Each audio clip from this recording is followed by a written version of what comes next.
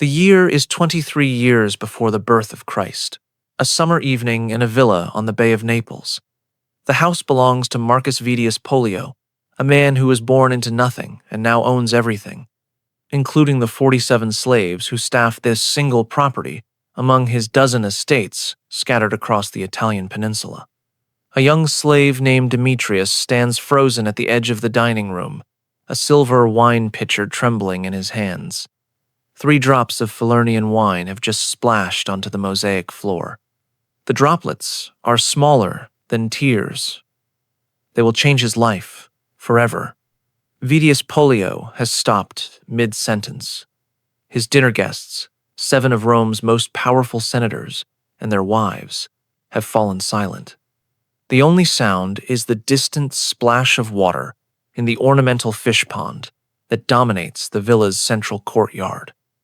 That fish pond is famous throughout Rome, not for its beauty, for what lives in it. Pollio raises one finger. 2 guards step forward, seizing Demetrius by the arms. The boy does not struggle. He knows struggling makes it worse. He has seen what happens to slaves who spill things in this house. He has heard the sounds from the courtyard on nights when Pollio entertains. He has watched other slaves walk toward that fish pond and not walk back. The pond contains lampreys, moray eels imported from the waters off Sicily, specially bred for size and aggression, kept perpetually hungry, so they will perform when Pollio requires entertainment. The punishment for minor infractions in this household is to be thrown into the pond alive. The eels can strip flesh from bone in minutes. Pollio has timed it. Demetrius is dragged toward the courtyard. He can see the black water ahead, can see the shapes moving beneath the surface, can hear the wet sounds of creatures anticipating food. The dinner guests have risen from their couches to watch. One senator's wife is smiling. Another is looking away, but not leaving, not objecting, not doing anything except bearing witness to what Roman hospitality apparently includes. This is the moment when something unexpected happens. One of the dinner guests steps forward. He is younger than the others, quieter, a man who has spent the evening observing more than speaking. His name is not recorded in the account that survives, but his actions are. He places himself between Demetrius and the pond. He looks at Pollio and says words that no guest should say to a host, words that challenge a wealthy Roman's absolute right over his own property. He says that what is about to happen is wrong. Pollio's face contorts with rage. The guest has violated every rule of Roman social conduct. A man's slaves are his own. What he does with them is no one's business. To interfere is to insult the host's dignity, to question his judgment, to suggest that his entertainment is somehow improper. The confrontation lasts several minutes. Other guests remain frozen, unwilling to support either side. Finally, Pollio makes a decision that reveals something important about Roman elite culture. He releases Demetrius. Not because he agrees that feeding slaves to eels is wrong, because the confrontation has ruined the entertainment. A spectacle requires enthusiastic spectators. A single objection transforms theater into awkwardness. But Pollio does not forget, and Pollio does not forgive. The guest who intervened will face consequences that unfold over years, subtle destructions of reputation and opportunity that cannot be traced back to this evening but originate here. In this moment, when someone suggested that Roman elite entertainment had crossed a line, here is what you need to understand. Vedius Pollio was not considered exceptional among Roman elites. He was not shunned for his lamprey pond. He was not excluded from polite society. He continued hosting dinners attended by Rome's most powerful families. His only mistake in Roman eyes was being too obvious about practices that other wealthy Romans conducted with more discretion. The Roman elite maintained secrets that they systematically erased from official histories. What survived in the historical record is what could be admitted publicly. What did not survive, what was hidden and denied and destroyed, reveals a ruling class whose private practices exceeded anything their public monuments suggest. Tonight, You will learn 17 secrets that Rome's elite tried to bury. Not the crimes of mad emperors, which have been documented extensively, the crimes of ordinary aristocrats. Senators who sat in judgment of others while practicing abominations in their own homes.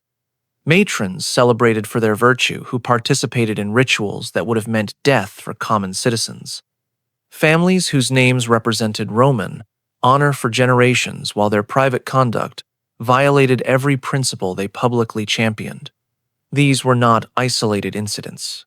These were systematic practices maintained across centuries by a ruling class that believed their wealth and status exempted them from the moral standards they imposed on everyone else. The evidence was deliberately destroyed, but fragments survived in unexpected places. Private letters that escaped burning, graffiti preserved by volcanic ash, legal documents that mentioned crimes without describing them fully, archaeological remains that tell stories written records tried to hide. What you are about to hear comes from those surviving fragments, pieces of a puzzle that Roman elites spent centuries trying to ensure would never be assembled. They failed. And tonight, 2,000 years later, their secrets finally come to light. Before we descend into this darkness together, if you value content that exposes the hidden truths of history, subscribe and hit the notification bell. Comment below telling me where in the world you are listening from. These stories were buried deliberately by people who had every reason to keep them hidden. They deserve to be heard by everyone willing to confront what lies beneath the marble facades of Roman civilization. Let us begin with what really happened at Roman dinner parties, because the banquet was where elite secrets were both practiced and protected. You have seen depictions of Roman banquets in films and television, reclining figures on couches, servants bringing elaborate dishes, wine flowing freely, civilized conversation among the educated and powerful. These depictions are accurate as far as they go. They simply omit what happened after the formal dinner ended. Roman elite banquets operated on two levels. The official dinner, the cena, followed strict protocols of hospitality. Guests arrived at specific hours. Courses were served in specific sequences. Conversation topics were appropriate for mixed company. This portion of the evening could be discussed publicly, referenced in letters, mentioned in speeches. The second level, the commissatio, began after the main meal concluded. This was the drinking party that followed dinner, and it operated under entirely different rules. What happened during the commissatio was understood to be private. Guests who discussed it publicly violated social codes that could result in permanent exclusion from elite circles. A poet named Martial wrote about commissatio practices in terms that required readers to understand implications rather than explicit statements. He references senators who arrive at dinners with their wives and leave with other arrangements. He mentions matrons whose behavior after the third wine course would shock their morning visitors. He describes scenes witnessed through half-open doors that participants would deny the next day. The practices Martial implies were confirmed by other sources. Seneca wrote philosophical condemnations of banquet behavior that reveal what he was condemning. Pliny the Elder documented what he called the corruption of the dining room, in terms that suggest intimate activities occurring among dinner guests as routine entertainment. The mechanics operated through understood signals. Certain gestures indicated availability. Certain responses indicated interest. Certain arrangements of couches facilitated what would follow. Slaves were trained to recognize these signals and to facilitate arrangements without explicit instruction. The entire system functioned through implication rather than statement, allowing participants to maintain the fiction that nothing unusual was occurring. A wealthy widow named Sempronia hosted banquets in the late Republic that became famous for their commissatio entertainment. The historian Sallust, writing about the conspiracy of Catiline, mentions her parties as gathering places for men planning treason. But between the lines of his political narrative, he reveals something else.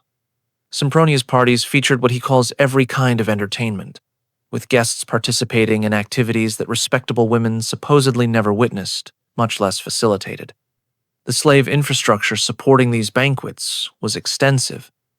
Beautiful slaves of both genders were displayed during dinner, their availability understood by all present.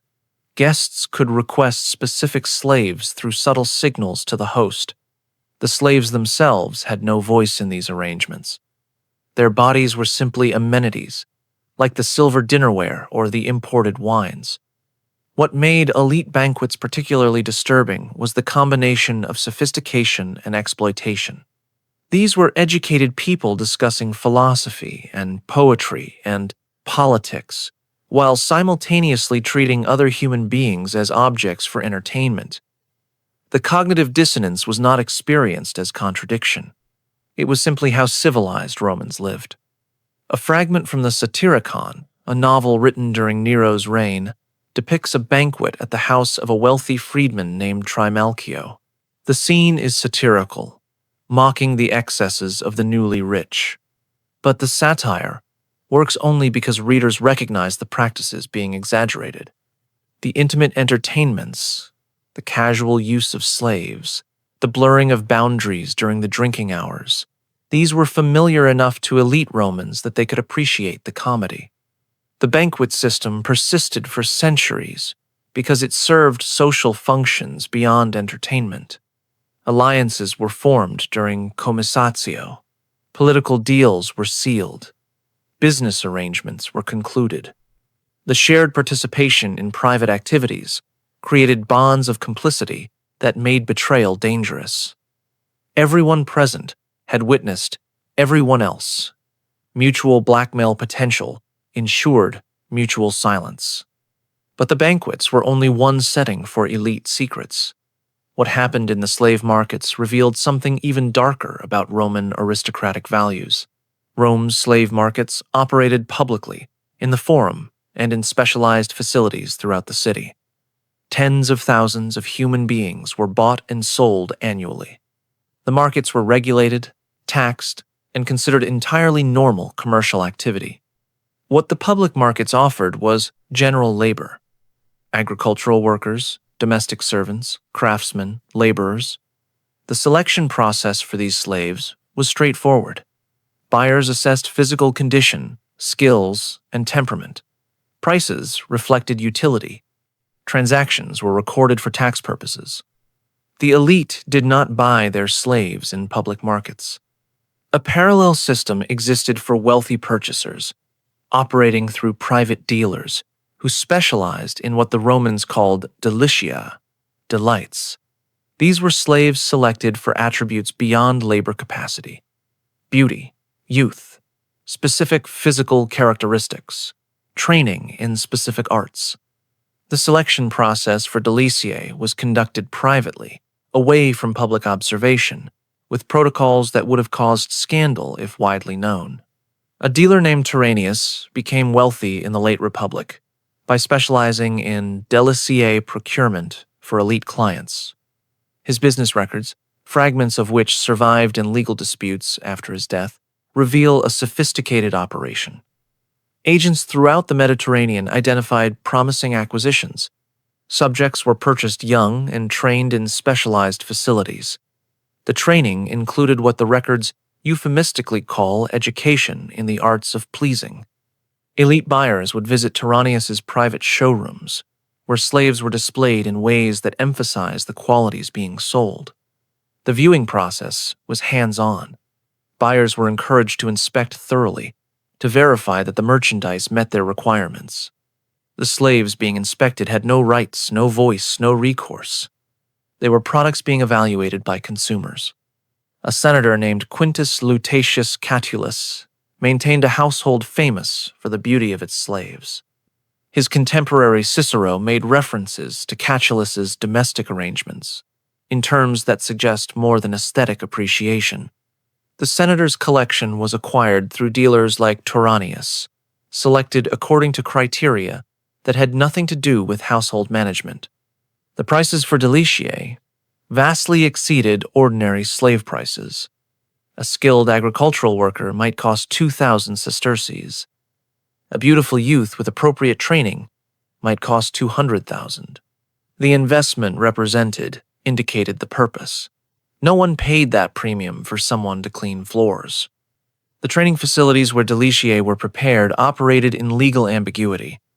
What happened in them was not discussed in polite company. But their existence was acknowledged, their products were purchased, and their graduates populated the households of Rome's most respected families. What became of deliciae slaves as they aged reveals the system's full cruelty. Youth and beauty fade. Slaves purchased for these qualities lost their value rapidly. Some were resold at declining prices as their primary utility diminished. Some were freed, cast out of households with minimal resources to survive. Some simply disappeared from records, their fates unmentioned because mentioning them would require acknowledging what they had been purchased for originally. The children born to Delicia slaves faced particular complications. Roman law made children of slaves the property of their mother's owner. This meant that children fathered by elite men on their own slaves were themselves slaves, owned by their own fathers. Some such children were freed and acknowledged. Many more were sold, given away, or disposed of in ways that left no record. This brings us to one of Rome's darkest practices, one that elite families participated in while publicly condemning. Roman law permitted fathers to reject newborn children. A baby could be placed outside the household, exposed to the elements and whatever fate might follow. The practice was called expositio, and it was legal, common, and horrifying. Elite families practiced exposure primarily for daughters and for children born with visible defects. A son was valuable. He continued the family name, inherited property, participated in politics.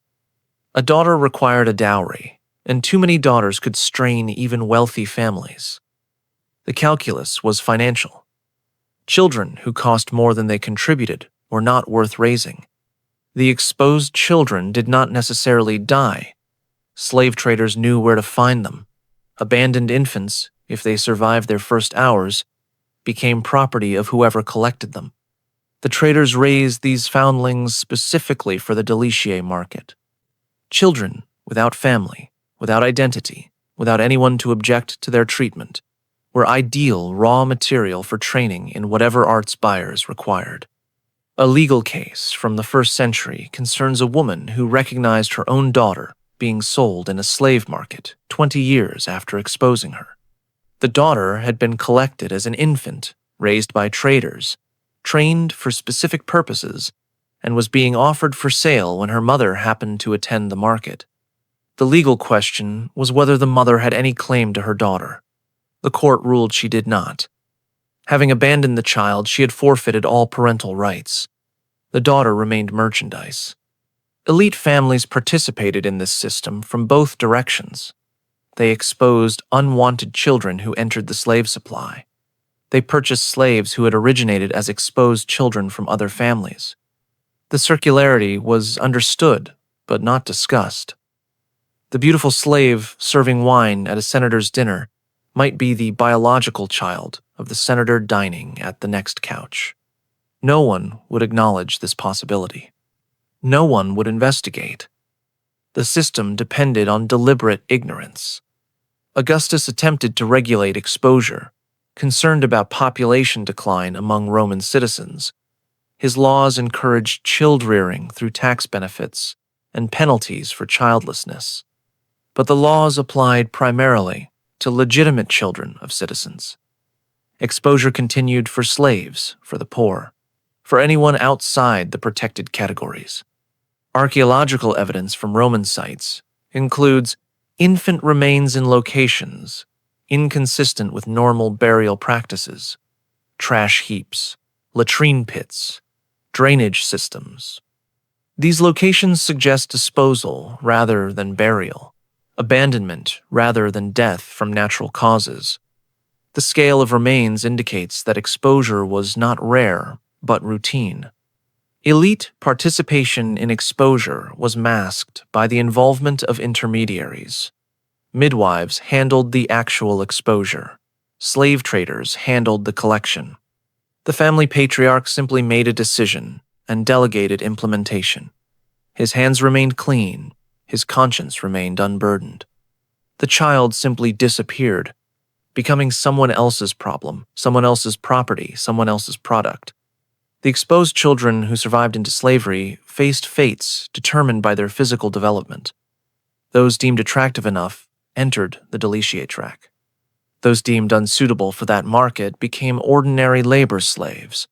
Either fate originated in a parental decision that treated children as commodities to be evaluated, retained, or discarded based on expected value. But exposure was passive cruelty.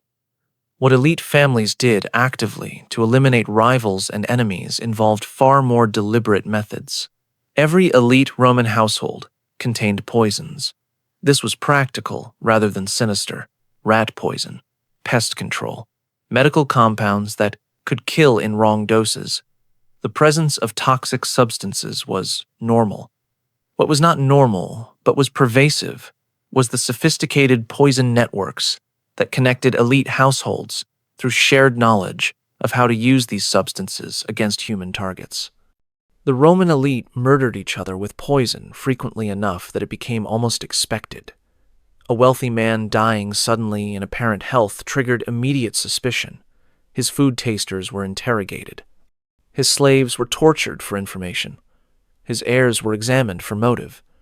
The assumption of poisoning was so common that natural deaths were often disbelieved. A woman named Locusta became Rome's most famous poisoner during the reign of Nero. She prepared the mushrooms that killed the Emperor Claudius and the poison that killed Britannicus. But Locusta was only the most famous practitioner of an art that pervaded elite society. Her skills were exceptional. Her willingness to use them was entirely typical. Elite women were particularly associated with poison knowledge. Medical preparation was considered a feminine domestic art. The same skills that produced healing compounds could produce lethal ones. A matron who understood herbs well enough to treat her family's illnesses understood them well enough to end inconvenient lives. The poet Juvenal wrote satirically about Roman wives poisoning husbands, portraying it as so common that men should expect it. The satire worked because it reflected recognized reality. Marriage in elite Rome was a dangerous institution for wealthy men whose wives might benefit from their deaths. Inheritance provided the primary motive. Roman women could own property and could inherit from husbands. A wife who outlived her husband gained control of his estate, at least temporarily. Multiple marriages were common among elite women, each ending conveniently when the husband's wealth had been secured. A woman named Sassia was prosecuted in 79 years before Christ for allegedly poisoning multiple husbands. The prosecution was led by Cicero, whose speech against her provides detailed evidence of how poison networks operated. Sassia allegedly consulted specialists, obtained compounds through intermediaries, tested dosages on slaves, and administered fatal doses through contaminated food and drink. Whether Sassia was actually guilty remains uncertain. What is certain is that the network Cicero described, the specialists and intermediaries and testing protocols, existed and was accessible to anyone with money and connections. Sassia was prosecuted because she was caught. Others who were more careful were never prosecuted at all.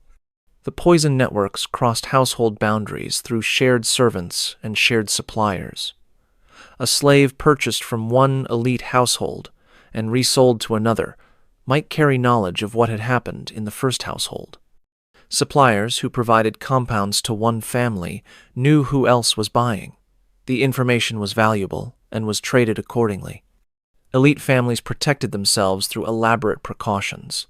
Food tasters tested every dish. Trusted slaves guarded food preparation. Cups were kept locked when not in use. The precautions themselves demonstrated awareness of the threat. When everyone assumes poison is possible, everyone must defend against it. The normalization of poison as an elite tool extended to political applications. Rivals for office sometimes died conveniently. Witnesses to crimes sometimes failed to testify. The suspicion of poisoning was so pervasive that it shaped political behavior. Alliances were formed partly on the calculation of who might poison whom. But poison was merely one tool for eliminating problems. Elite Romans had access to methods that were crueler and more deliberate. Roman law granted patres familias, male heads of households, absolute power over their families and slaves. This power included the right to punish without external oversight. What happened within household walls was literally no one else's business. The punishments inflicted in elite households ranged from beating, which was routine, to torture, which was common, to killing, which was legal if the victim was a slave. The lamprey pond of Vedius Pollio was unusual only in its theatrical nature. Other households maintained their own facilities for punishing slaves, facilities that served purposes beyond mere discipline. A letter from Pliny the Younger describes visiting a friend's villa and hearing sounds from a wing of the house that the host dismissed as domestic matters. The sounds, Pliny notes without elaboration, continued throughout the evening. The host seemed entirely unconcerned. Other guests ignored what they heard. Pliny himself mentions it only in passing, as though unremarkable. What happened in those private spaces was sometimes discipline, but was sometimes entertainment. The line between punishment and pleasure blurred in ways that Roman sources discuss obliquely. Seneca condemns men who find satisfaction in applying the whip themselves rather than delegating to professionals. His condemnation reveals what it condemns: elite Romans personally inflicting pain on slaves for reasons beyond maintaining household order. The training of punishment specialists was a recognized profession. These professionals knew anatomy well enough to maximize pain without causing death. They knew psychology well enough to break resistance efficiently. They moved between elite households, sharing techniques, comparing methods, refining their art. Their services were purchased like any other skilled labor. Elite women participated in household punishments in ways that sources describe with evident discomfort. Juvenal satirizes matrons who supervise beatings with excessive interest, who specify methods, who observe results with visible satisfaction. The satire reveals the reality it mocks. Roman women of the highest social status personally oversaw the torture of household slaves. A case from the reign of Nero concerned a senator's wife who had killed a slave girl through prolonged punishment. The legal question was not whether she had the right to kill the slave, which she did, but whether her methods had violated public decency by occurring over multiple days with specific techniques that the court declined to describe explicitly. She was acquitted. Her methods remained legal. But the case record suggests practices that extended far beyond ordinary discipline. The private punishment facilities in elite villas have been identified archaeologically. Rooms with specific features, hooks in walls at particular heights, drains positioned for cleaning, soundproofing construction, all indicate purposes that architecture reveals even when written records do not. What makes these practices particularly disturbing is their combination with public virtue. The same senators who tortured slaves at home voted on laws governing public morality. The same matrons who supervised agonies in their households were celebrated for their domestic virtue. The dissonance was not experienced as contradiction because slaves were not considered fully human. What was done to them did not count as doing anything to anyone. But elite Romans did not restrict their transgressive activities to those they owned. What they did to each other, in specific ritual contexts, was equally hidden and equally disturbing. Roman religion was public and political. Temples stood in city centers. Priests held official positions. Ceremonies occurred on published calendars. The gods were civic institutions as much as spiritual forces. But alongside official religion existed mystery cults, initiatory religions with secret practices known only to members. The most famous were the Eleusinian Mysteries from Greece, but dozens of others operated throughout the Roman world. Elite Romans participated in these cults while publicly maintaining traditional religious observances. What happened in mystery cult rituals was never supposed to be revealed. Initiates took oaths of secrecy enforced by divine punishment. Those who revealed mysteries faced death, both from the gods and from fellow initiates. The secrecy was remarkably effective. After centuries of practice involving thousands of initiates, the specific details of most mystery rituals remain unknown. But fragments have survived. References in court cases, accusations from Christian writers, archaeological evidence from cult sites. Enough survives to indicate that mystery rituals involved experiences that elite Romans could not acknowledge publicly. The cult of Dionysus, Greek god of wine and ecstasy, spread to Rome and was brutally suppressed in 186 years before Christ. The suppression was political, aimed at breaking up organizations that operated outside state control. But the charges used to justify suppression reveal what the cult allegedly practiced. Nocturnal gatherings where normal social boundaries dissolved, where participants of both genders engaged in acts that violated Roman moral codes, where the distinction between citizen and slave temporarily disappeared. The suppression killed thousands, but did not eliminate mystery cults. They continued operating more discreetly, their membership drawn increasingly from elite families whose social position provided protection that ordinary initiates lacked. A senator charged with cult participation could call on powerful friends. A common citizen faced the full weight of laws that officially prohibited these practices. The cult of Isis, Egyptian goddess of magic and mystery, attracted particularly elite participation. Temples to Isis operated in Rome despite periodic suppression. The initiates included senators, their wives, and members of the imperial family itself. What happened in Isis rituals involved what sources describe as all-night ceremonies from which participants emerged transformed. A satirist named Apuleius wrote a novel, The Golden Ass, that concludes with detailed description of Isis initiation. The protagonist undergoes rituals that bring him to the boundary of death and return. He sees visions. He experiences ecstasy. He is reborn as a devotee of the goddess. The description is compelling, but carefully stops short of revealing actual ritual content, maintaining the secrecy even while describing initiation's emotional power. What archaeologists have found at mystery cult sites suggests physical experiences beyond symbolic ritual, specialized chambers for isolation, apparatus for creating sensory effects, residue of substances that would have altered consciousness. The initiatory experience was not merely theatrical. It involved genuine alterations of perception achieved through methods that made the divine seem present and real.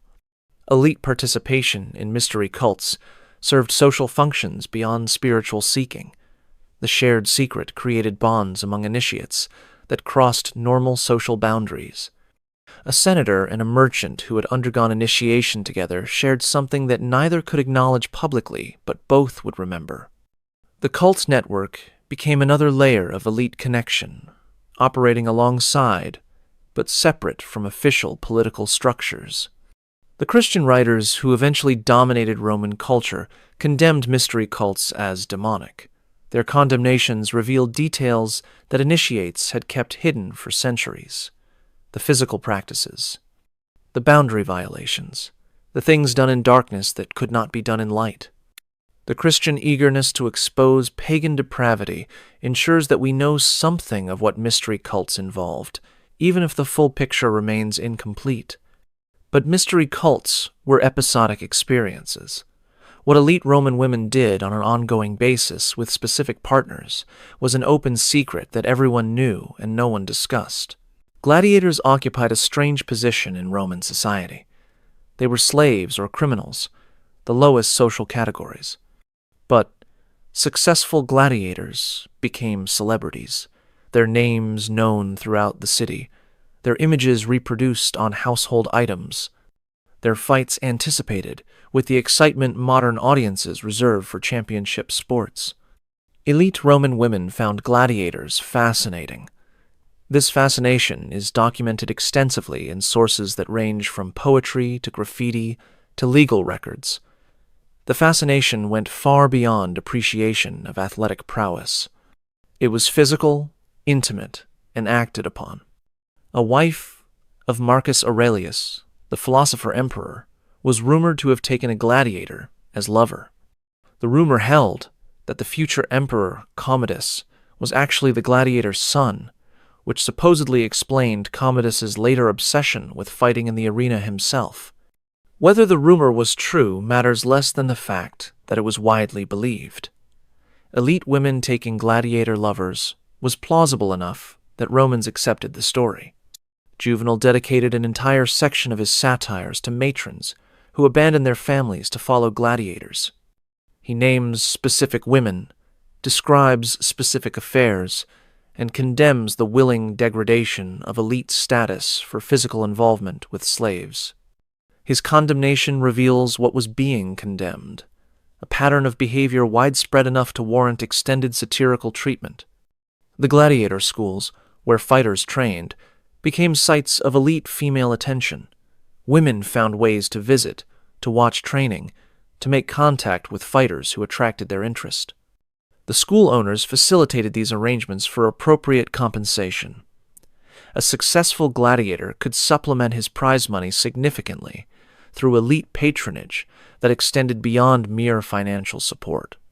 Graffiti preserved at Pompeii includes what can only be called fan messages for gladiators, expressing interest in explicitly physical terms. Some of this graffiti was clearly written by women. The gladiator named Celadus is described as making girls sigh, heartthrob of the girls, and similar phrases that indicate female enthusiasm extending beyond admiration of fighting skill. The arrangement of gladiator encounters required discretion, but not impossibility. Elite women had mobility. They controlled household resources. They could arrange absences and create opportunities. Gladiators, despite their low status, had access to women that men of higher status might envy. The paradox was understood and exploited. The children born from these unions faced particular complications. A child of an elite woman was legally her husband's, regardless of actual paternity.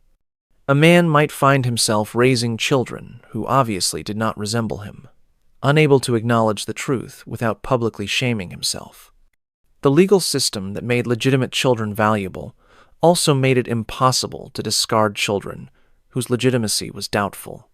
Some elite men responded to this threat with violence.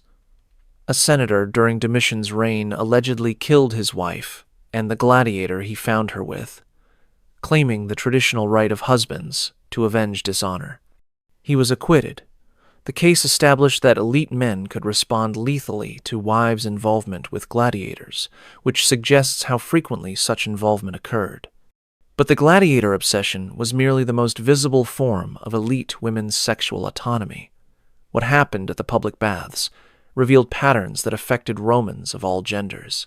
Roman baths were architectural marvels, public facilities that provided hot and cold bathing, exercise, massage, and socialization. They were also sites of activities that Romans simultaneously practiced and condemned. The baths operated with minimal clothing and significant gender mixing during certain hours. Male and female sections existed, but movement between them was possible. Private rooms were available for rent. The combination of physical exposure, relaxed atmosphere, and private spaces created opportunities that bath owners exploited and bath users enjoyed. A poet named Martial writes repeatedly about what happens in baths, in poems that require careful reading to understand fully. He references women who spend excessive time in mixed bathing hours. He mentions men who visit baths for purposes beyond hygiene. He describes encounters in private rooms that would be impossible to arrange elsewhere. The baths employed slaves whose duties extended beyond towel provision. Bath attendants included young men and women selected for attractiveness, available for services that supplemented the standard bath experience. Elite patrons could request specific attendance. The requests were understood, the services were provided, the arrangement was commercial but disguised as hospitality. Certain baths became known for specific clientelas. One establishment might attract those seeking partners of a particular type.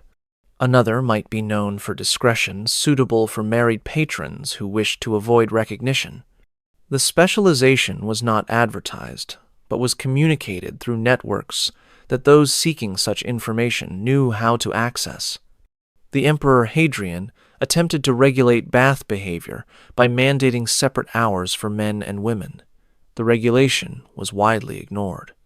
It was also repeatedly reimposed by subsequent emperors, suggesting that compliance was never achieved. The baths remained spaces where Roman moral codes were suspended, where things happened that could not happen in other public venues. The health justifications for bathing provided cover for activities that had nothing to do with health. A matron who spent hours at the baths daily could not easily be questioned. She was maintaining her health, following medical advice, participating in normal Roman social life. What she did during those hours, whom she met, what occurred in private rooms, this was her business and not subject to inquiry.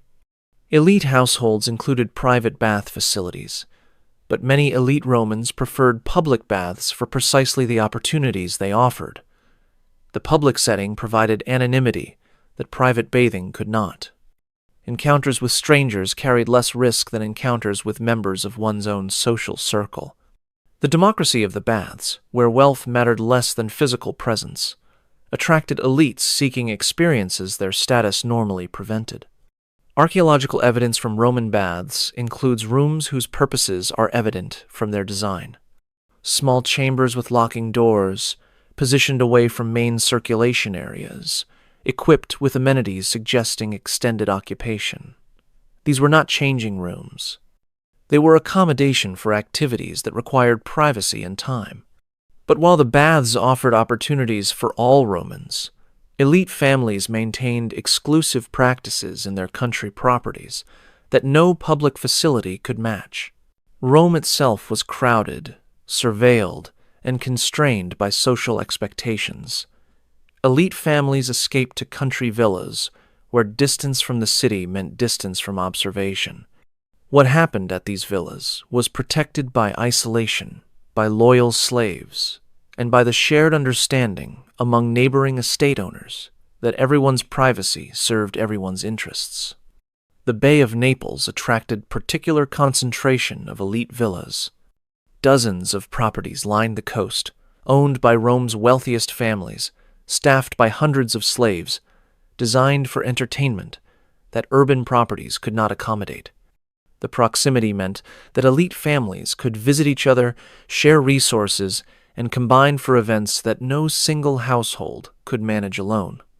A villa discovered at Oplontis, buried by Vesuvius in 79, revealed architecture designed for purposes beyond simple residence, hidden rooms accessible through concealed passages, bathing facilities with unusual arrangements, wall paintings depicting scenes that archaeologists initially declined to publish. The villa's owner was connected to the imperial family. The villa's design suggests entertainment of types that required both space and secrecy. The notorious villa at Sperlonga, owned by the Emperor Tiberius, featured a dining grotto built into coastal cliffs. The grotto contained elaborate sculptural groups and a circular pool where diners reclined on platforms extending into water. The arrangement created an atmosphere that ancient sources describe as conducive to every excess. Diners were surrounded by mythological scenes of metamorphosis and passion. They were isolated from the world above. They could indulge whatever the setting suggested.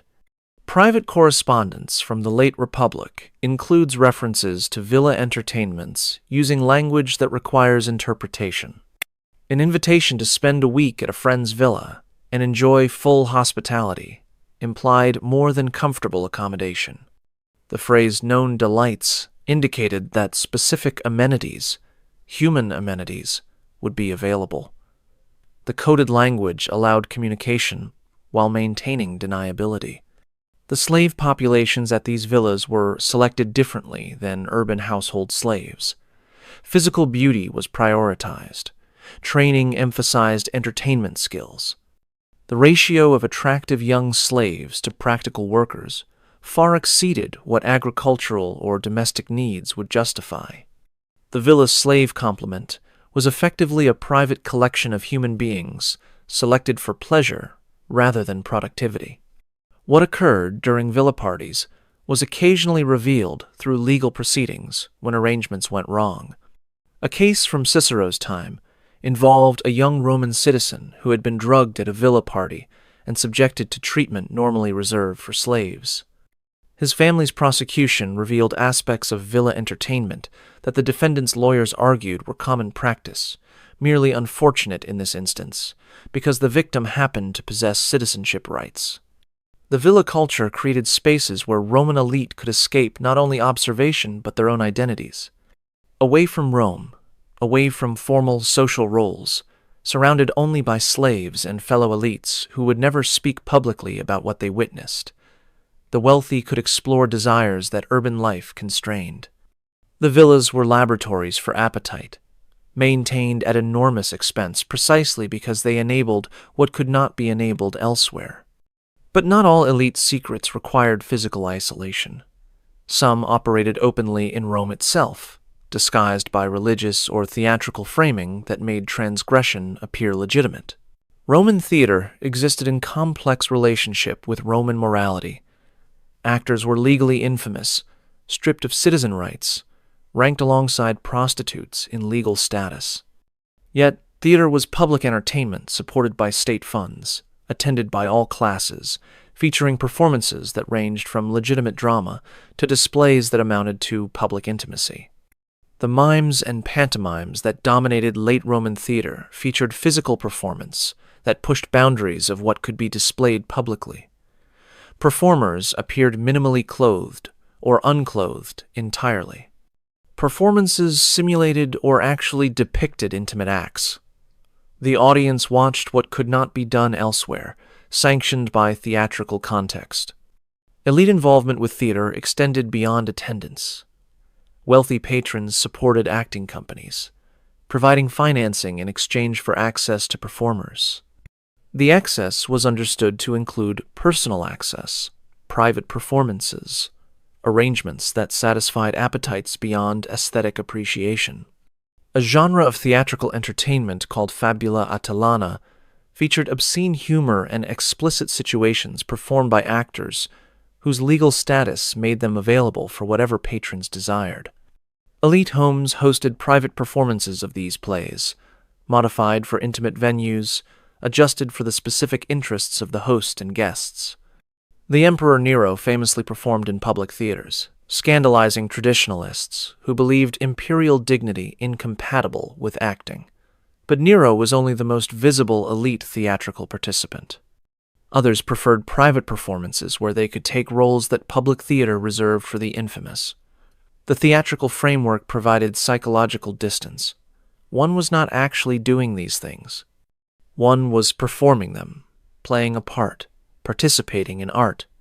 The child performers who appeared in Roman theaters faced particular vulnerabilities. Theater companies included children, trained from early ages in performance skills that encompassed more than acting.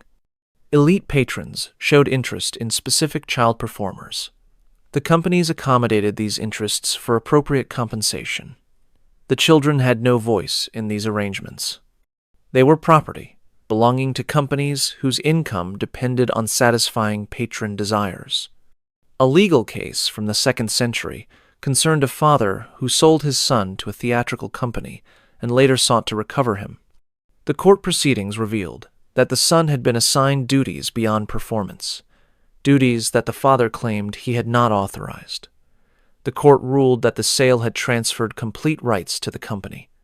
What the company did with its property was not subject to the original seller's objections. The theatrical culture created a space where Roman moral codes were officially suspended.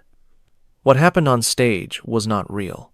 What happened backstage was not public. What happened between patrons and performers was private arrangement between owner and property. The theater provided systematic access to experiences that Roman law theoretically prohibited, but theatrical convention practically enabled. But theatrical arrangements served elite interests occasionally. What wealthy Romans imported from conquered territories served those interests continuously. Rome conquered the Mediterranean world and absorbed its practices. From Egypt, from Syria, from Asia Minor, from dozens of other conquered regions, came customs and traditions and vices that transformed Roman elite culture. The Eastern imports included human beings, selected specifically for characteristics that Roman slave dealers knew elite buyers would pay premium prices for. Egypt supplied boys trained in arts that Egyptian temples had refined over millennia. Syria supplied girls whose preparation included techniques that Syrian traditions had developed. Each conquered region contributed its specialties to an imperial market that combined them all. A dealer in the 1st century specialized in what he called Eastern delights, slaves from conquered territories who had been trained in their homelands before transport to Rome. His marketing emphasized the exotic, the different, the techniques unknown to Italian slaves. Elite buyers paid extraordinary prices for the promise of experiences their Roman possessions could not provide. The conquered peoples brought their gods as well, and their rituals. The cult of Cybele from Asia Minor featured priests who had castrated themselves in ecstatic ceremony.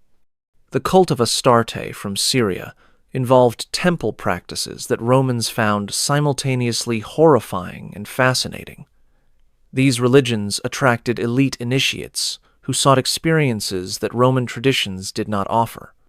The Eastern influence on elite intimate practices can be traced through vocabulary.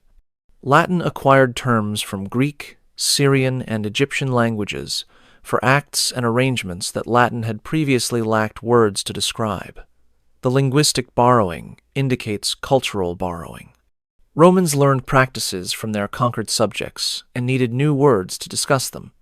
A satirist from the 2nd century mocks elite Romans who travel to Alexandria, specifically to learn what Alexandria teaches about pleasure. The mockery reveals the travel pattern. Wealthy Romans visited Egypt not only for tourism, but for education in arts that Egyptian civilization had systematized. They returned to Rome with knowledge, with trained slaves, with equipment, with appetites expanded by exposure to possibilities they had not previously imagined. The Eastern imports transformed Roman elite culture across centuries. By the late Empire, practices that early Romans would have considered foreign perversions had become normalized among the wealthy. The consumption of conquered cultures included consumption of their approaches to intimacy, their trained specialists, their accumulated knowledge of pleasure and its techniques. This importation operated through networks that connected elite households across the Mediterranean. A wealthy Roman in Antioch might acquire slaves or knowledge that would be shipped to relatives in Rome. A merchant traveling for business might fulfill special commissions for elite patrons seeking particular imports. The networks ensured that whatever one conquered territory offered would become available throughout the Roman elite world. But not all elite secrets involved pleasure. Some involved the darker rituals that surrounded death itself. Roman funerals for elite families were elaborate public spectacles, processions through city streets, ancestor masks displayed, eulogies delivered in the forum. The death of a prominent Roman was a community event, witnessed by thousands, recorded in histories, commemorated through monuments. What happened in private, before and after the public funeral, followed different patterns. The preparation of bodies was conducted by specialized professionals, many of them slaves, whose work required intimate handling of corpses. The embalmers and dressers who prepared elite dead were selected for their discretion as much as their skill. What they saw and what they did was never discussed publicly. Certain practices around elite death appear in sources that mention them only to condemn or deny them. The preservation of specific body parts as relics. The consultation of the dead through rituals that required physical access to remains. The treatment of corpses in ways that violated official religious prohibitions against disturbing the dead. A scandal during Tiberius's reign involved accusations that an elite family had desecrated an enemy's corpse after his execution. The specific desecrations were deemed too disturbing to record fully, but the court proceedings reveal that the family had retained the body for private treatment before permitting public burial. What happened during that retention was apparently extreme enough to warrant prosecution despite the family's status. The funeral feasts that followed burial extended Roman dining practices into mourning context. Sources suggest that these feasts sometimes included activities that the deceased would have enjoyed, recreated as tribute or as continuation. The funeral feast for a man known for particular appetites might include those appetites as part of the commemoration. The memorial practices at elite tombs went beyond simple offerings of food and wine. Certain tombs included facilities for activities that simple remembrance would not require. The tomb of the freedman Eurysaces, a baker, included an elaborate dining area. Other tombs included chambers whose purposes remain debated, but whose designs suggest private activities rather than public commemoration. The cult of dead ancestors that permeated Roman religion created intimate connections between living and dead that operated differently than modern sensibilities expect. Ancestors were present in the household. Their images looked down from walls. Their approval was sought for major decisions. The physical remains of ancestors, preserved in household shrines or family tombs, were objects of ongoing relationship rather than simply memorial. Elite families maintained these relationships through practices that sources describe vaguely: consultations with the dead, rituals at tombs that required privacy, treatments of remains that kept ancestors physically present in ways that official religion did not sanction. The practices were hidden because they violated public norms. They persisted because they satisfied needs that public religion did not meet. But funeral practices affected the dead. What elite Romans did with the living, who were not quite family, represented another category of hidden behavior. Elite Roman households typically included children who were not biological offspring of the family. Foster children, alumni, occupied an ambiguous status between family member and slave. They were raised with the family's children, educated similarly, but lacked inheritance rights and legal protections that legitimate children possessed. The selection of alumni followed patterns that sources acknowledge obliquely. Beautiful children were preferred. Specific physical characteristics mattered. The children were acquired young, raised in intimacy with the family, and served purposes that their ambiguous status facilitated. A letter from Pliny the Younger mourns the death of a young alumna from his household. His grief seems genuine and excessive for someone who was not family. He describes her beauty, her charm, her physical development. The letter reveals affection that later centuries would find disturbing, affection for a child whose presence in his household was not explained by family relationship. The alumnus system provided elite households with children who were available in ways that legitimate children were not. They could be given away, sold, or disposed of without the legal complications attending actual offspring.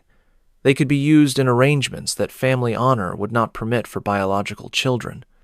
Their intermediate status made them useful precisely because it denied them the protections that status conferred. What became of alumni as they matured varied by household and by individual. Some were freed and established in independent life. Some were married to other alumni, or to slaves in arrangements the family orchestrated. Some simply disappear from records as they aged out of whatever utility had motivated their acquisition. A legal case from the late Republic concerned an alumnus who claimed he had been promised freedom and citizenship upon reaching adulthood. The family denied any such promise. The case revealed that the alumnus had served the household in capacities that went beyond normal domestic duties, capacities that the family's lawyers argued were appropriate given his unfree status. The court ruled for the family. The alumnus remained property. The alumni children were visible in elite households, but invisible in discussion. Everyone knew they existed. Everyone understood their ambiguous position. No one discussed what that position actually entailed. The silence protected the families who benefited from the system and exposed the children whom the system used. Elite Romans justified the alumnus system through the language of charity. They were rescuing children who would otherwise face worse fates. They were providing education and opportunity. They were acting as benefactors to those who could not benefit themselves. The justification obscured exploitation behind benevolence, making criticism seem ungrateful for generosity rather than appropriate to abuse. But even the alumni had defined positions. What elite Romans did to those entirely outside protection revealed the system's full capacity for cruelty. Roman criminal law permitted punishments that served entertainment purposes. Criminals condemned to death could be killed in ways that provided spectacle for public audiences. The fusion of justice and entertainment created opportunities that elite Romans exploited beyond public arenas.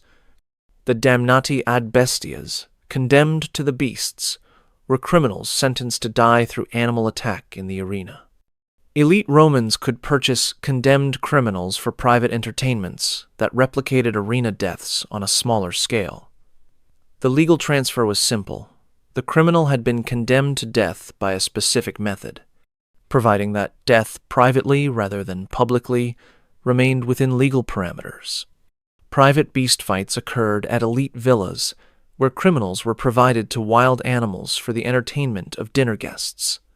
The accounts suggest that these private spectacles allowed elaborations that public arenas constrained. The criminals could be prepared in specific ways, could face animals selected for particular characteristics, could die in sequences designed for maximum impact on intimate audiences. The sexual dimension of arena violence is documented in sources that discuss it with evident discomfort. Criminals were sometimes subjected to intimate assaults before or during their deaths. The combination of violence and violation created spectacles that public arenas could not openly display, but that private venues could stage without restriction. A fragment from a legal commentator discusses the question of whether a criminal condemned to death can be subjected to treatment beyond the sentence imposed. The discussion reveals that such treatment routinely occurred. The commentator's concern is not whether it happens, but whether it is technically legal. His conclusion is that once condemned, a criminal has no remaining rights. Whatever is done before or during execution is within the condemning authority's discretion. Elite patrons commission specific deaths for their entertainments. A criminal might be costumed to represent a mythological figure and killed in a manner matching the myth. The staging required planning, resources, and creative vision. The deaths became performances, scripts written by wealthy patrons and enacted on condemned bodies. The children of criminals could be sold into slavery when their parents were executed. Elite buyers acquired these children knowing their origins, sometimes because of their origins. The children of traitors, of murderers, of enemies, provided a particular satisfaction when owned by those who had engineered their parents' downfall. The possession was a trophy. The child's service was an ongoing victory. This system operated through intermediaries who insulated elite patrons from direct involvement. Agents attended auctions.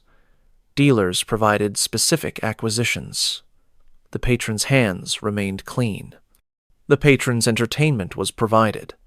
The system's efficiency ensured that elite desires found satisfaction within legal frameworks that nominally prohibited what actually occurred. But legal entertainment was merely one dimension of elite transgression. What wealthy Romans did through their political influence exceeded what they did through commercial transactions.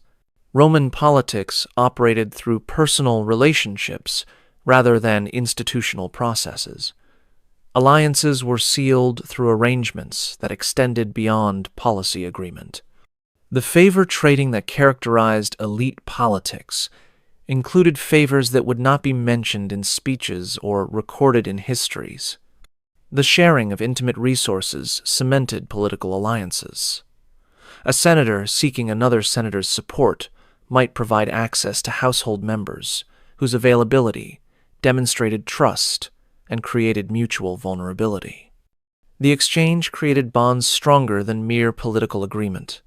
Both parties had compromised themselves in ways that made betrayal dangerous. A speech by Cicero attacking his enemy Clodius references arrangements of this type without describing them explicitly. Cicero accuses Clodius of using his own sister in political negotiations, providing her to allies whose support he needed. The accusation was scandalous enough that Cicero assumed his audience would understand the implications. Clodius's political success, the accusation suggests, was built partly on his willingness to deploy family members in arrangements that more honorable men would refuse. The political marriages that united elite families were explicitly transactional. Daughters were assigned to husbands whose political value to their fathers outweighed any consideration of the daughters' preferences or welfare. The daughters understood their function. They were diplomatic instruments, their bodies sealing alliances that their fathers' words could not adequately guarantee. What happened within these political marriages depended on the individuals involved. Some developed genuine partnership. Others remained functional hostility, spouses who fulfilled public duties while pursuing private interests separately. The political purpose having been served, the marriage itself mattered less than the alliance it symbolized. The political use of intimate scandal as weapon was systematic. Elite Romans gathered information about rivals' private conduct, holding it in reserve for deployment when political circumstances warranted. The information was obtained through slaves who reported household activities, through observers at private entertainments, through the networks of information that permeated elite society. A politician whose private conduct could not withstand exposure was vulnerable to rivals who possessed evidence. The threat of exposure could compel policy concessions, could force withdrawal from competitions, could end careers without requiring actual disclosure. The weapon was more effective held in reserve than used openly. Everyone knew the threats existed. Everyone calculated their vulnerability. The political dimension transformed private conduct into public liability. What a senator did in his own household became potential ammunition for enemies. The surveillance was mutual. Everyone watched everyone else. Everyone gathered information. Everyone recognized that their own conduct was being similarly observed and recorded. This mutual surveillance might have constrained behavior. Instead, it created collective vulnerability. Everyone had secrets. Everyone knew others' secrets. The mutual exposure created a kind of stability. No one could expose others without risking exposure themselves. The result was not virtue, but silent complicity, an elite bound together by shared transgression that none could acknowledge without acknowledging their own. But not all elite secrets were systematically hidden. Some were known to everyone and simply never mentioned directly.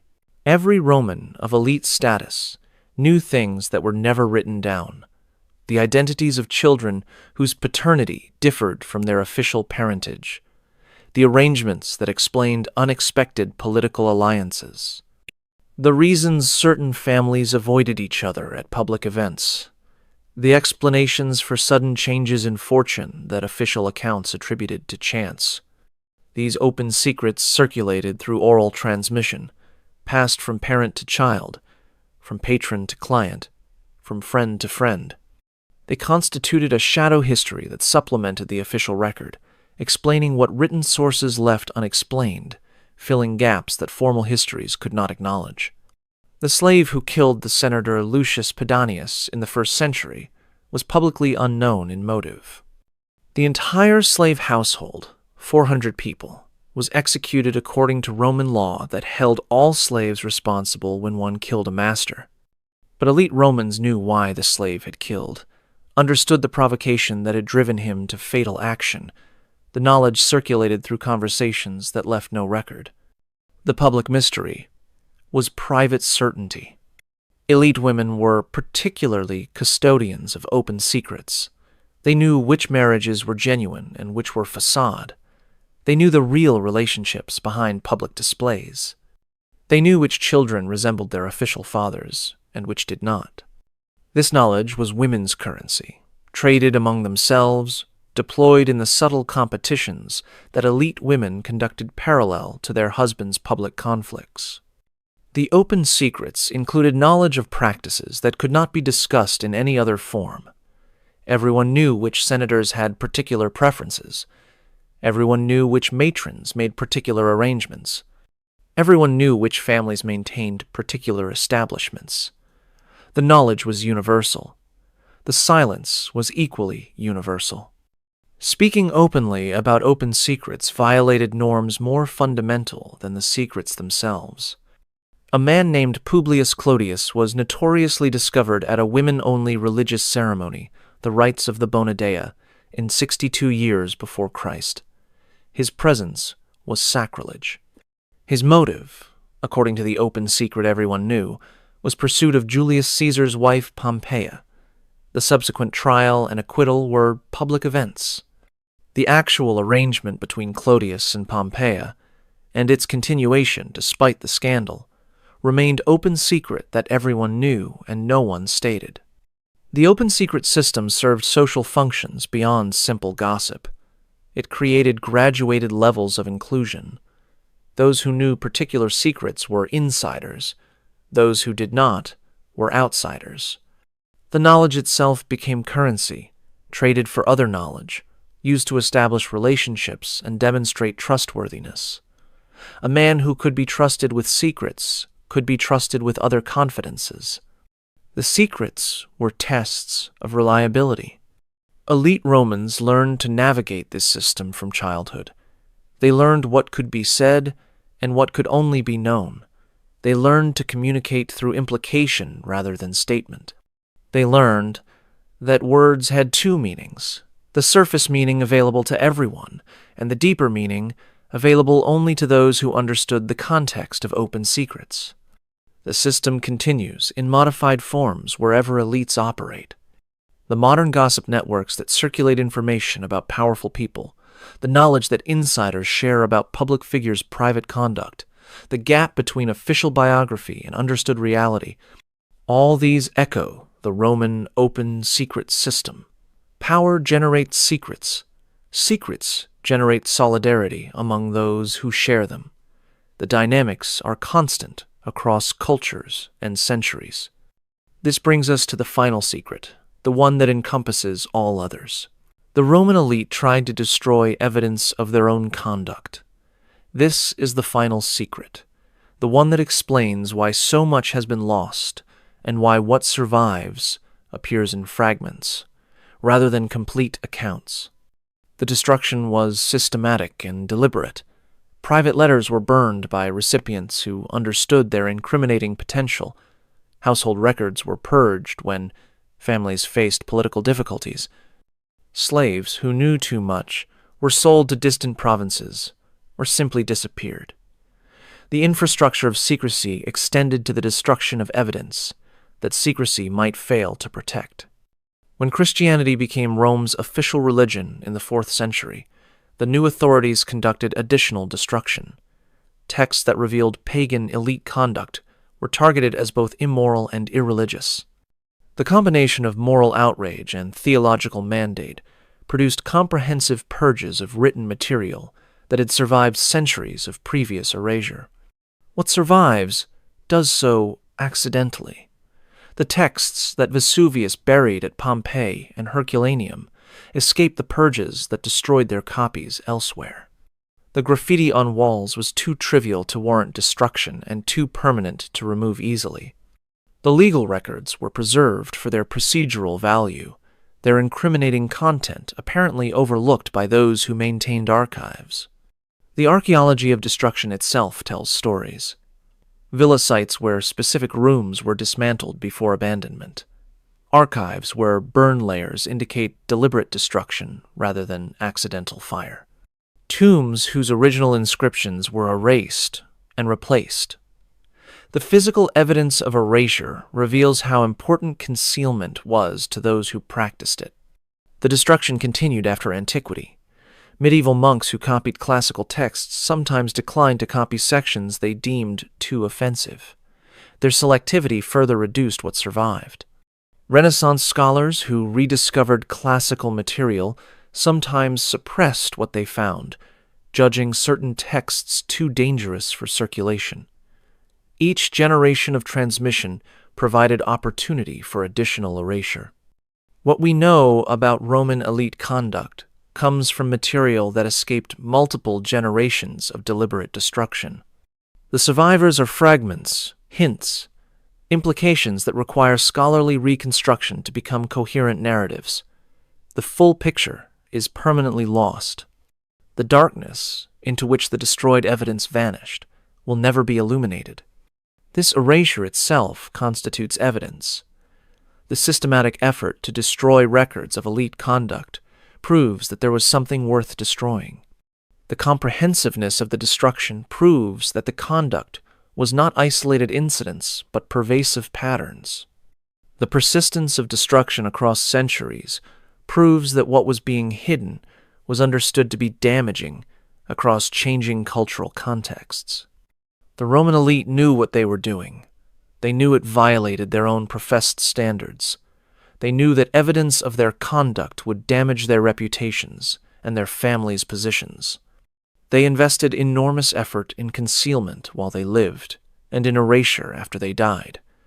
The investment proves the value they placed on hiding what they had done. What survives despite this effort represents only a fraction of what existed. For every scandal we know about, dozens were successfully hidden. For every practice we can document, others were concealed effectively enough that no evidence remains.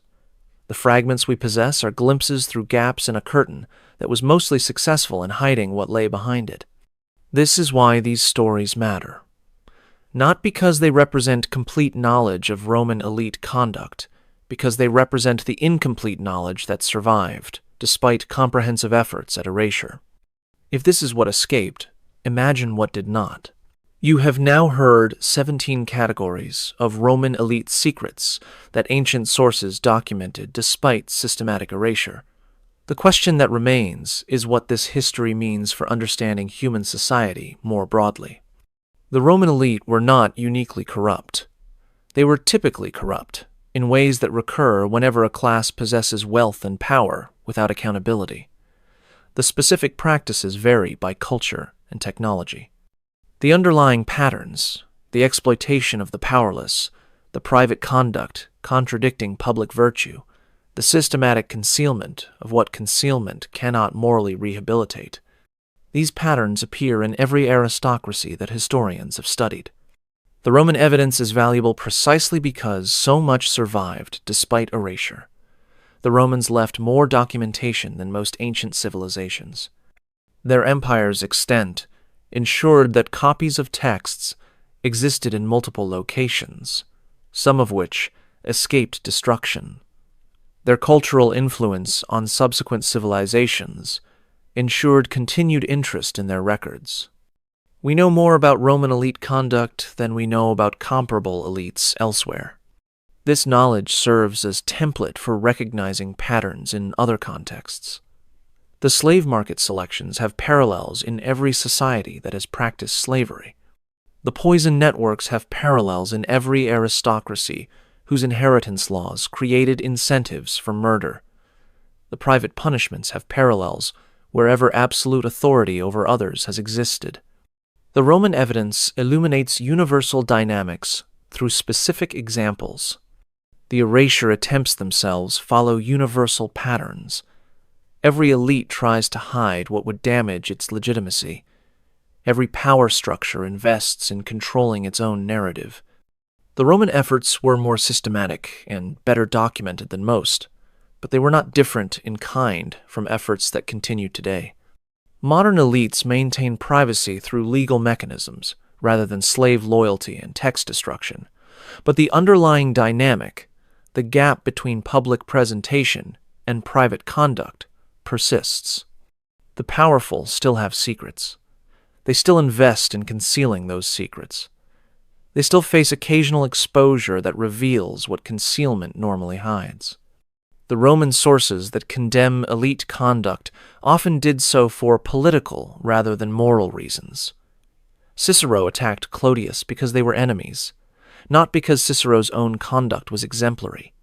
Juvenal satirized elite women because satire sold, not because he was genuinely outraged. The moralistic framing of our sources should not obscure that the evidence they provide was generated by complex motivations. But the evidence remains valid regardless of why it was produced. A political enemy may have biased reasons for revealing secrets, but the secrets revealed are no less real for the bias. The Roman sources tell us what happened, even when their reasons for telling us were self-interested. The 17 secrets we have explored have contemporary relevance that extends beyond historical interest.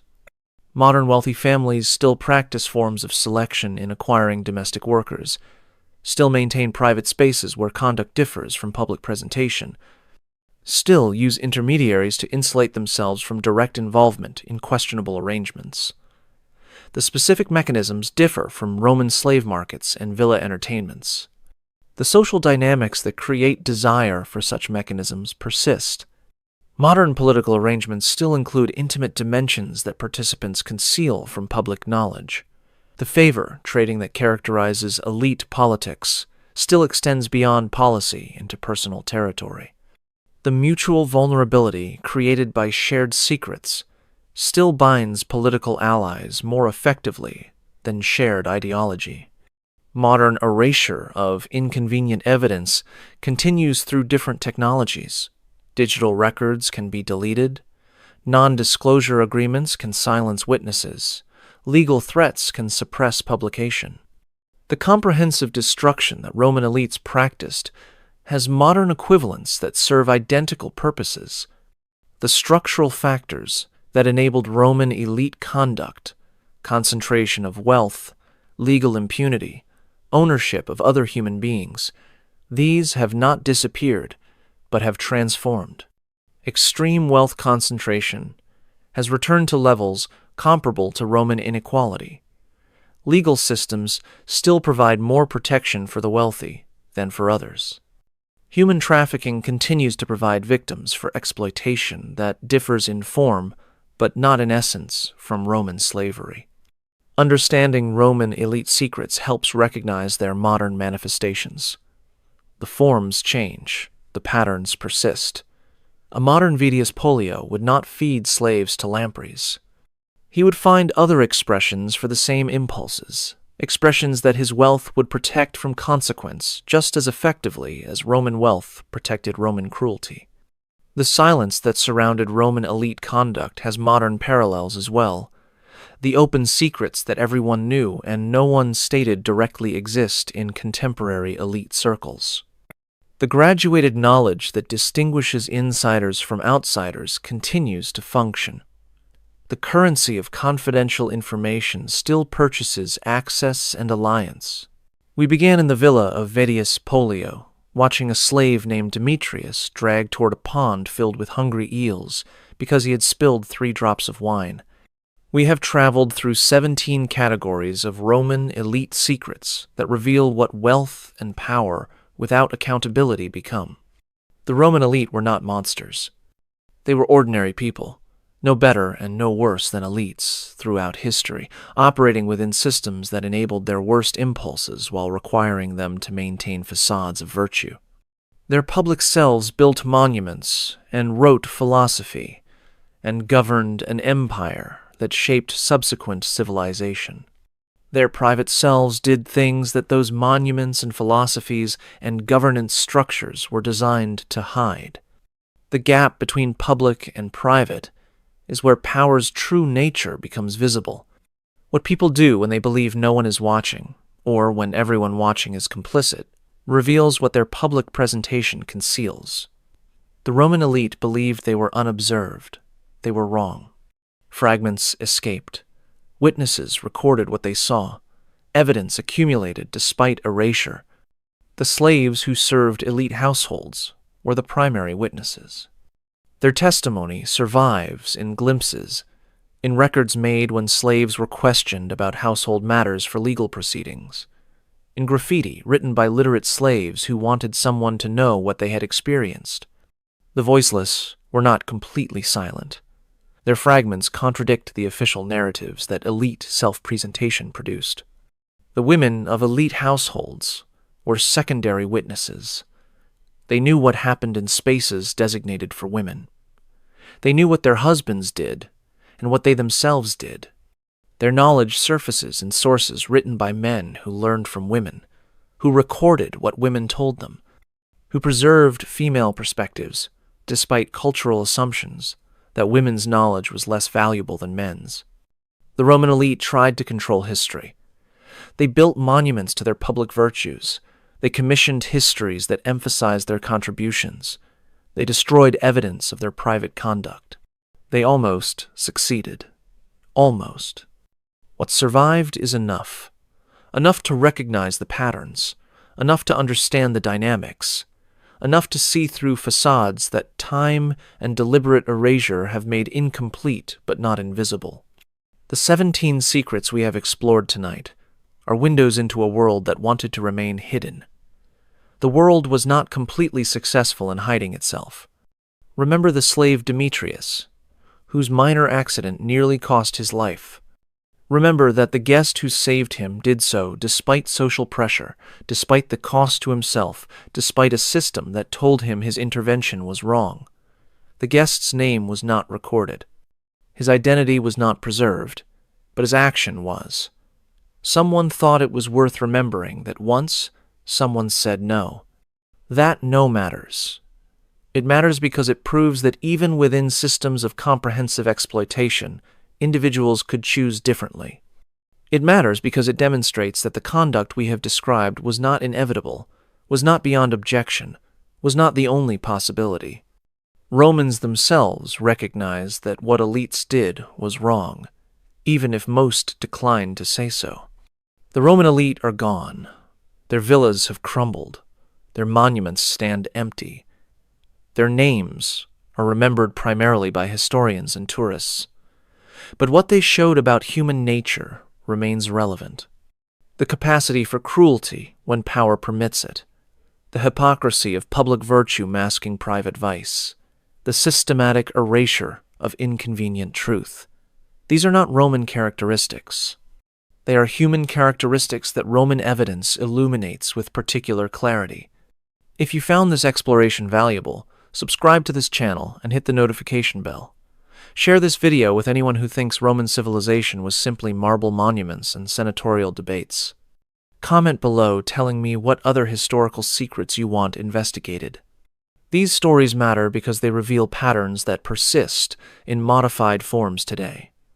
These victims matter because their suffering was real and should not be erased simply because their oppressors wished it erased. These patterns matter because recognizing them in historical form helps identify them in contemporary manifestations. The fragments that survived Roman erasure speak across 2,000 years. They tell us what power without accountability becomes. They show us what wealth without restraint permits. They warn us about what happens when some humans are granted absolute authority over others. The warning is not ancient, it is eternal. See you in the next video, where we will continue uncovering the buried truths that those with power have always tried to hide and have never completely succeeded in hiding.